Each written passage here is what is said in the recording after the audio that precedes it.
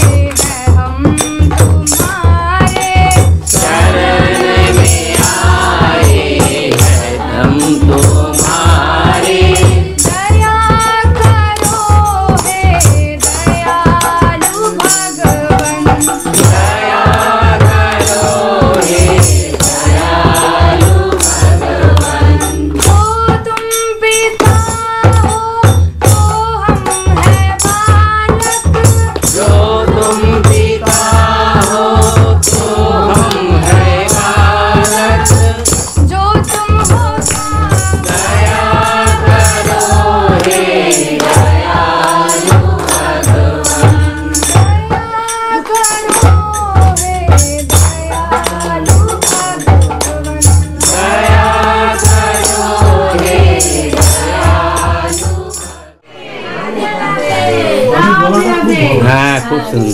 চলো আমাদের মধ্যে পর্ণা আছে, পর্ণাকে তো আমরা প্রথমবার দেখলাম, কিন্তু এইরকম ভক্তি ভাব ওর মধ্যে, আমি তো অবাক হয়ে গেছি ওকে দেখে। এই সব বয়সে আমরা কি করেছি আর ওরা কি করছে, তিলক টিলক কেটে ঘুরে বেড়াচ্ছে। এরাও সংসার করবে, এরাও পড়াশোনা করবে, এরাও উপার্জন করবে, এরাও এদেরও সাংসারিক জীবন কাটবে, কিন্তু দেখো কি কত সঠিক ট্র্যাকে ওরা চলাফেরা করছে, সঠিক রাস্তায় ওরা চলছে। তো চলো আমরা পর্ণার সম্বন্ধে আগে একটু শুনি, পর্ণার কাছে শুনি। তোমার বাড়ি কোথায় বলো সবাইকে, ভালো করে বলো, তোমাকে কেউ চেনে না, একটু বলো সবাই, বলো সবাই। মালদার চাচলের পলিগ্রামে। হ্যাঁ, তারপরে তুমি এখানে আসলে কি করে? এখানে আসলাম দাদা নিয়ে এসেছে, দাদার সাথে পরিচয়। হঠাৎ তুমি এই মানে এই ধরনের? হঠাৎ না, অনেক বছর থেকে তুমি এই করো এইসব, মানে এই ভালো ঘুরে আছো তুমি। তো তোমার মা বাবা আসেনি, মা বাবা বাড়িতে আছে। মা বাবা এইভাবে এই পথে। আর বাড়িতে কে কে আছে? মা বাবা আর আমি। ও, 3 জন আছে। কোন ক্লাসে পড়ো তুমি? First year. আর ও স্কলারশিপের যে টাকাটা পেয়েছে, টাকা নিয়ে ও ভ্রমণে এসছে রঘুবাবুর সাথে, ওর এর জন্য আধ্যাত্মিক ভ্রমণ এসছে। ভাগবত পাঠ শুনতে।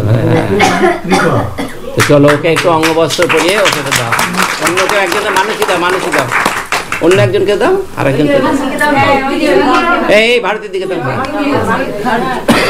চলো খুব ভালো, ওর বাকি আগামী জীবন স্বচ্ছন্দের হোক, এই মনটা যেন ওর থাকে, ঈশ্বরের কাছে এতে কামনা করি। সুস্থ শরীর নিয়ে বাঁচো, সুস্থ শরীর, রাধারানী কৃপা করো।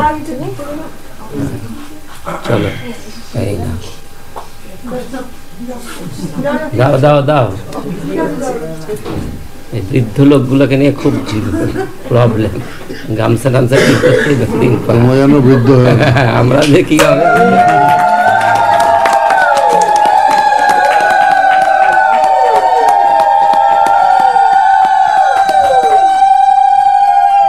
আমাদের মধ্যে দেখো একটা কথা বলে দেখো, আমাদের মধ্যে অনেক বয়স্করা আছে, তার মধ্যে ভারতী দি হয়তো সব থেকে বেশি বয়স হবে, 75 ইয়ার্স, 76। কোনো অভিযোগ নাই, কোনো অভিযোগ নাই। শিক্ষার আছে, এইগুলো শিখতে আমরা এসেছি। এরকম তো ঠাকুরের মূর্তি তুমি কত দেখবে, তাই না? রাধাকৃষ্ণ মূর্তি তো আমরা বাইরে দেখবো, অন্য মন্দিরে দেখবো, কিন্তু এই শিক্ষাটা তো পাবো না যে শিক্ষা এখানে এই কয়দিন আমরা পেলাম। ঠিক আছে, তো চলো আমরা এই ছিল আমাদের একটু সংক্ষিপ্ত অনুষ্ঠান। আর এবার আমরা আমাদের গোসাই যিনি আমাদের এই রাস্তা দেখে ভগবানকে চিনালেন, এখন তার কথা শুনবো। উনার আমার কিন্তু, আমি একটা সত্যি কথা বলি, উনাকে দেখে কিন্তু আমার খুব কিউরিসিটি হলো যে উনার জীবনটা আমি একটু শুনবো, যে উনি কীভাবে আসলেন। আর এই যে এইরকম জ্ঞান, হয়তো শিক্ষাগত পুঁথিগত মানে যে আমরা যে বিএ পড়ি, এমএ পড়ি, সেই রকম জ্ঞান হয়তো উনি ওই জায়গায় পৌঁছাননি, কিন্তু যে এই আধ্যাত্মিক জ্ঞান, এত সুন্দরভাবে খোলটা কীভাবে রাখতে হয়, তিলক কীভাবে কাটতে হয়, কীভাবে মালা করতে হয়, এইগুলো উনি কোথা থেকে শিখলেন। এবং ওনার ব্যক্তিগত জীবনে কিছু কথা শোনার খুব ইচ্ছা আমার তৈরি হয়েছে, তো আমরা শুনবো, চলো সবাই মিলে শুনি, আসুন। অত্যন্ত অতীব অন্তরঙ্গ প্রিয় পার্শ্বদবর্জ্য বিশ্ব বৈষ্ণব বরেন্দ্র চূড়ামণি প্রেমভক্তির মহারাজ শ্রীল শ্রী নরোত্তম দাস ঠাকুর মহাশয়, ওনারই পদাঙ্কু অনুসরণে পদ আশ্রিত মদীয় পরমার্থ গুরুদেব নিত্যনীলা প্রবিষ্ট প্রায় 15 বছর আগে আমরা একটা দারিদ্রতার মধ্যে বসবাস করছিলাম। আমরা 2 ভাই, আমার বাবা এবং মা।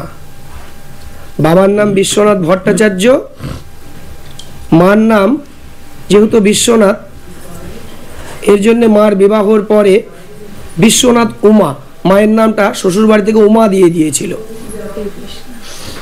কিন্তু আমার মায়ের নাম ছিল চারু পণ্ডিত। আমার মামার বাড়ির বংশধরেরা পণ্ডিত ছিলেন, ব্রাহ্মণ। তো যিনি স্যার বললেন ওনার বৃত্তান্তটা, যেটি আমার মায়ের মুখে শুনেছি, যখন আমার বাবাদের বিবাহ হয় তখন কোনো পুত্র সন্তান হয় না। তো পুত্র সন্তানের জন্য তো সকলেই কামনা করে, কন্যা হোক বা পুত্র হোক। তো মা বলতো অনেক কবিরাজ, অনেক ডাক্তার, অনেক ঔষধপত্র, কিছুতেই কিছু হয় না, বাচ্চা হয় না। তারপরে অনেক প্রচেষ্টার পরে তাদের আমার মায়ের শুদ্ধ গর্ভে আমার আবির্ভাব হয়। যখন বালুঘাট রঘুনাথপুর হসপিটালে ভর্তি করা হয়, মার মুখে যেটা শুনেছি, ডাক্তারবাবু বলেছেন, আমার বাবাকে বলছেন আপনি ফল নেবেন না গাছ নেবেন, আপনার ছেলে বাঁচবে না, ছেলের মাথায় জল আছে, ফুটো করতে হবে। তো তো আনন্দিত,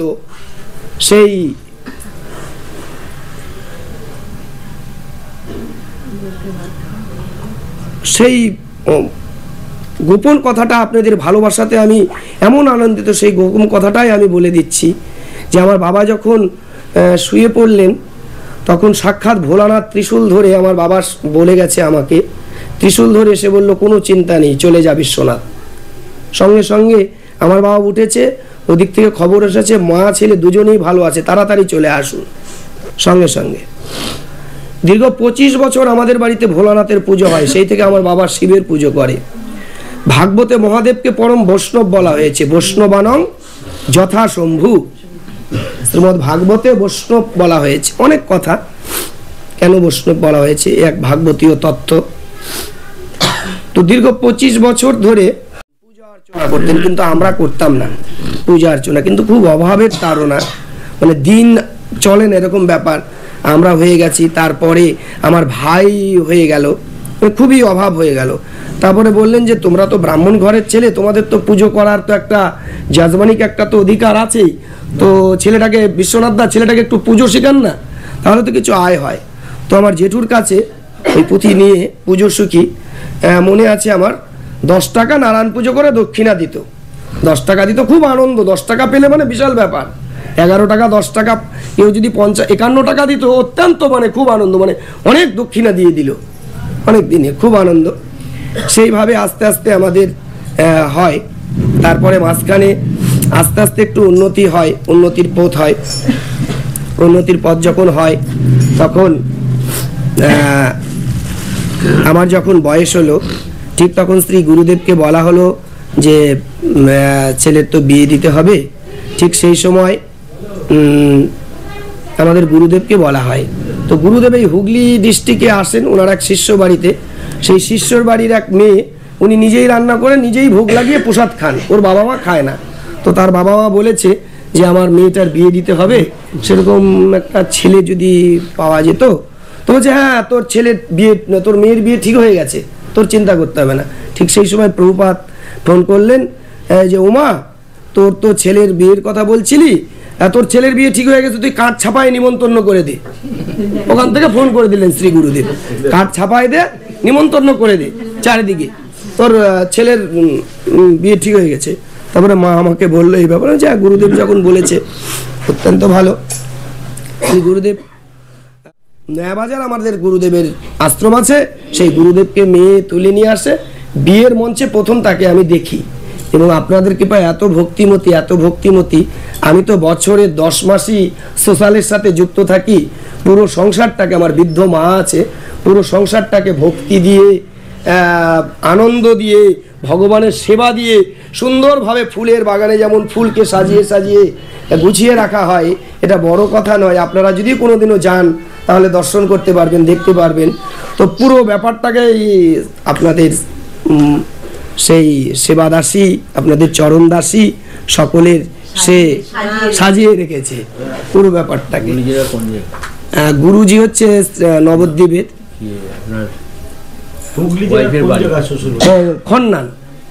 খন্নানে বাড়ি। এভাবে কিছুদিন পাঠ, হ্যাঁ পুরো ব্যাপারটা মানে আমার যে কৃতিত্ব, এটা আমার প্রভুপাদ 100 শ্রী শ্রী কৃষ্ণচন্দ্র গোস্বামী পুরো ব্যাপারে সবকিছুর মূলেই যে গুরুদেবের যে একটা অভিনব মানে শক্তি, সেটা মানে আমি অনুভব করেছি, তার যে শক্তি শ্রী গুরুদেব। তারপর থেকে আমাদের উন্নতি শুরু হয়। মাঝে বাবার একটু অ্যাক্সিডেন্ট হয়, ব্রেন স্ট্রোক হয়, বাবা চলে যান। বর্তমানে আমাদের ফ্যামিলিতে আমার 2টো ছেলে, এবং আমার বড় ছেলের যখন জন্ম হয় ঠিক তখন ওই হসপিটাল থেকে ফোন এলো যে বনসই করতে হবে, ছেলে বাঁচবে না, কন্ডিশন খুব খারাপ আছে। আমি তো আমাদের গঙ্গারামপুরে, আর হুগলিতে এটা হচ্ছে। তখন আমি গুরুদেবকে ফোন করি, গুরুদেব এরকম ঘটনা, বলো কিছু হবে না, তুই বেরিয়ে পড়। তো বাবাকে ফোনটাও রাখলাম, খবরে হলো ছেলে হয়ে গেছে, কোনো চিন্তা নেই, ভালো আছে, একদম বিলকুল আছে, একদম ঠিক। এত গুরু কৃপা, আপনারা গুরুদেবের প্রতি পূর্ণ বিশ্বাস রাখতে পারেন। সেটা স্যারও তো আমাদের একজন গুরুদেব, এই স্যারের প্রতিও একটা আমাদের বিশ্বাস থাকা উচিত। উনি তো গুরুদেবী, ওনার প্রতিও এই বিশ্বাসটা। গুরু শুনুন, আপনার গুরু আর আমার গুরু গুরু নয়। শঙ্করাচার্য বললেন মহৎ গুরু তো জগৎ গুরু। আপনার গুরু আমার গুরু, আমার গুরু আপনার গুরু। গুরু কোনো ব্যক্তি বিশেষ নয়, গুরু হচ্ছে তত্ত্ব বিশ্বাস। গুরু গুরু এর জন্য গুরু নিয়ে ভাগাভাগি করে এগুলো শিখি, আরও চলছে। আমি পদাবলী কীর্তনের দিকে এগোচ্ছি, মানে পদাবলী যে কীর্তন হয় আমাদের স্টার জলসাতে এবার প্রথম স্থান অধিকার করেছে। আপনার হচ্ছে না স্টার জলসাতে অনুরাধা দেব গোস্বামী, আপনারা দেখেছেন কীর্তনের দিক দিয়ে। তো ওনার সাথে কথা হয়েছে, এখান থেকে গিয়ে আমার অনলাইনে ক্লাস হবে। এবং এই তাল, বড় বড় তাল আছে যারা গান বাজনার সাথে যুক্ত, সোম তাল ইত্যাদি ইত্যাদি অনেক রকম তাল আছে। সেই তালটা অলরেডি আমি মানে ট্রেনিং নিচ্ছি, প্র্যাকটিস চলছেই। গান দেখুন, আমি গান কোনো গুরু ধরে শিখিনি, তবে আপনাদের মতো ভক্তদের আশীর্বাদে, আপনাদের মতো ছোট বড় সকল ভক্তের আশীর্বাদে অটোমেটিক কণ্ঠে গুরুদেবের কৃপায় আমার গান আসে। তবে হ্যাঁ, অটোমেটিক আপনাদের মতো ভক্তের আশীর্বাদে এইরকম। কারণ আমার গুরু ধরে শেখার মতো পরিস্থিতি আমার ছিল না তখন। গান শিখাবে আমাদের, প্রথমেই বলেছি মানে ম্যাক্সিমাম দাঁড়িয়ে আমার প্রায় একদম আমার ইচ্ছা ছিল, বাবাও বলে গেছিল, বাবাও আশীর্বাদ করে গেছে। পিতামাতার আশীর্বাদের তো একটা বিশেষ গুরুত্বপূর্ণ, এটা আমি বলবো। সে পিতামাতা তো মূল গুরু, আদি গুরু। তো কাজ চলছে, উপরতলাও সব ঘর হবে ভক্তদের সন্তদের জন্য। বিভিন্ন আপনাদের সাথে যোগাযোগ আছে, এরকম বহু জায়গার, কলকাতা বহু জায়গার, তাদেরকে আহ্বান করি, তারা গেলে তো একটু বসতে দিতে হবে। সেই প্ল্যাটফর্মটা আমি আপনাদের কৃপায় করেছি, আমার জন্য নয়। আমি বছরের 10 মাসই আপনাদের মতো ভক্তদের বাড়িতে থাকি। যে যখন ডাকছে আমি তার বাড়িতে চলে যাচ্ছে, যেখানে গেলে আমাকে উচিতেই ডাকে সবসময়, খারাপ কিছু নয়। এর জন্য আমি যেটা বাড়িতে করেছি আপনাদের জন্য। 2025-এ আমার উদ্বোধন হবে, একটা বৃহৎ উৎসব আছে আমার, আশা রেখেছি। আপনাদের সকলকেও আমি স্যারের মাধ্যমে আহ্বান করব, একটু কষ্ট করে আসবেন। আপনাদের থাকার, আমি কিন্তু কারো কোনো অভিযোগ আমার কাছে আসেনি বা আমার মনেও হয়নি। আপনি যেটা বললেন সেটা স্যার বললো, আমি কিন্তু কারো কাছেই কোনো অভিযোগ পাইনি। দেখুন, আমার তো মনে হয় যেটা আমারও অভিযোগ আছে, আমিও একটু, কারণ আমার তো বাড়িতে একটা তো অভ্যাসের তো দাস আমরা। সেই অভ্যাসটা তো 1 মিনিট আমার পাল্টে যেতে পারে না, এটা আমার মনে হয়। তো এই ব্যাপারে তো একটা কথা তো বলতে পারে, সেটা অভিযোগ নয়, সেটা পাওনা হতে পারে, সেটা পাওনা হতে পারে। এটা আমি কখনোই অভিযোগ আপনাদের কোনো না। আমি অনেক টুরিস্ট করেছি, তবে আমার সব থেকে, এটা আমি যে আপনাদের খুশি করার জন্য বলছি তা নয়, খুবই আনন্দ লাগলো। ইনার মতো একজন মানে মহৎ, ওনার সাথে গাড়ি পরিচিত হয়ে এবং মহৎ ব্যক্তিত্ব, আমি অনেক লোক নিয়ে আসি, এত মহৎ উনি, আর ওনার যে চিন্তা ভাবনাগুলো আমার তো মনে হয় যে সাধুত্ব ভিতরে থাকে, বাইরে নয়। মানে উনি যে সৎ, উনি যে আমাদের গোবিন্দকে আজকে একটা অর্গানাইজ করেছে এত সুন্দর, এটা আমিও ভাবতে পারিনি যে আপনাদের এত সুন্দর একটা সভা আপনারা করেছেন। তবে ভারতীয় আমাদের বৈদিক সিদ্ধান্ত তো যোগসূত্রের একটা যোগ চকচার, তো আমরা যে বৈষ্ণব আমাদেরও যোগ। আমি যে 84 কোষ ভ্রমণ করবো আমার আশা ছিল না। আমি যখন এখানে বৃন্দাবনে পা রাখলাম তখন আমি জানি না, কিন্তু দাদা বলে তোমার অসুবিধা কি? বলে দাদা একটু আর্থিক অসুবিধা আছে। বলে আমি আছি, এবং পাশে বৃন্দাবনটাকে পেয়ে গেলাম, বলে আমি আছি। আমি বলে আমরা তিনজন, বলে আমি আছি। বলে দাদা আমি আমিও আছি, এই বলে আমি দাদা স্মরণাপন্ন। যাই হোক, আসলে প্রথমের দিকে আমি একটু বুঝে উঠতে পারিনি। এবার আসলে তো আমি তো আপনাদের সাথে ফার্স্ট টাইম চললাম, আর কোনোদিনও তো চলিনি, এর জন্য আমার অনেক ঘাটতি হয়েছে। এর জন্য তো সকলের কাছেই আমি আমার একটু বুঝতে পারিনি। আমি চন্দন আছো? চন্দন 2 মিনিটের জন্য এনেছি আমাদের রঘুবাবুর জন্য, তো সেই উপরটা একজন ওনার হাতে একটা উপহার তুলে দাও। আমাদের সুমন্ত বাবুর খুব ইচ্ছা হয়েছে,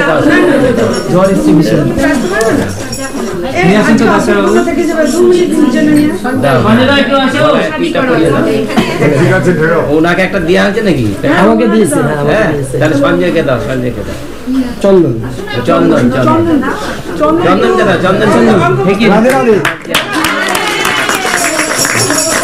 অঙ্গবস্ত্রটা খুলে পরিয়ে দাও। দেখো চন্দনের বাড়ি কোথায়? চন্দনের আমার বাড়ি দক্ষিণ দিনাজপুর। দক্ষিণ দিনাজপুর। এরাও দেখো কি সুন্দর ভাবে আমাদের এই ছেলে পাওয়া মুশকিল। হ্যাঁ, আজকে খুব ভালো ছেলে। সবাই মিলে রাধে রাধে করে গেল। এই চন্দনে পড়াশোনা কতটা করছে? আমার কলেজ বোলপুর শান্তিনিকেতনে পলিটেকনিক ডিপ্লোমা কমপ্লিট করেছি, বিএ কমপ্লিট করেছি, করার পর এখন কাকুর সঙ্গই করছি। বাড়িতে মা, বাবা, বোন, আম্মা, আমি, এই হচ্ছে আমার ফ্যামিলি। দাদা আছে, মা বাবা পড়াশোনা বিকম করে। তবেই হবে, লেখাপড়া শিক্ষা না থাকলে ওটাও দরকার।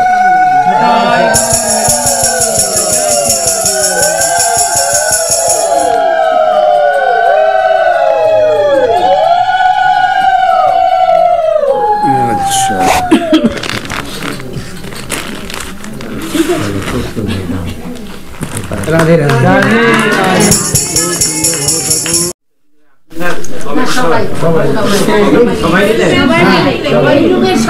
আগে এনেছিলাম একটা ছোট, পরে এটা নিয়ে এসেছি। সবাই মিলে দিচ্ছেন একটা শঙ্খ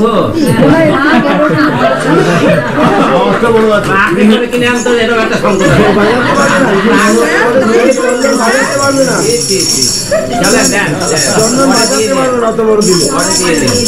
ওম স্যার প্রণাম। বেশি বড়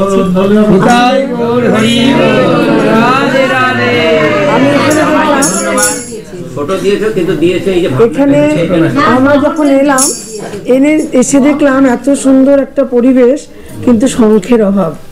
মানে ছোট শঙ্খ কালকে নিয়ে এসছে, শঙ্খটা একদম ভালো ছিল না, আর এই শঙ্খটার আওয়াজটা খুব ভালো। আরো বড় শঙ্খ দেখলাম কিন্তু আওয়াজ ভালো না, ওই জন্য শঙ্খটা মানে নিয়ে আসলাম, যে সবাই মিলে দিলাম। আর দ্বাদশীতে